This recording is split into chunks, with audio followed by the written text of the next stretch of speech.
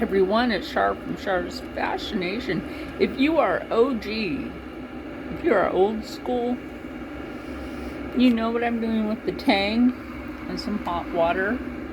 I have some Tang in these 2 cups. We're just waiting for that water to finish boiling. This will shut off. I got this from Amazon. It's Amazon Basics. Showed you this last year. I do love this kettle. We got a lot of use out of it. Okay, hot enough. You can just do that. Ooh, this is heavy though. Careful. In case it, you know. Okay, so there's my son. This is mine. Now, we got these cups off of Temu. Well, good. They do. So, this is his. Mine turns on different.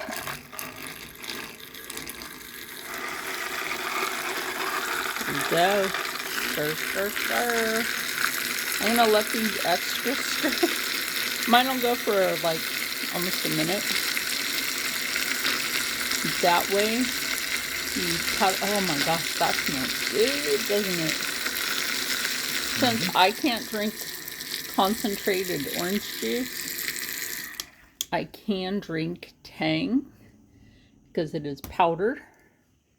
Here's your lid. And I'm going to take a sip out of mine. I haven't had this in a while.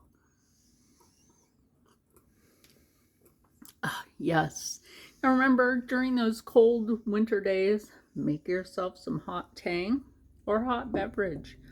Remember, if you're old school like I am, you might remember this. It'll help to keep you healthy during the cold winter months. It'll keep you warm. I think Rob's cup has to stay on the charger for longer.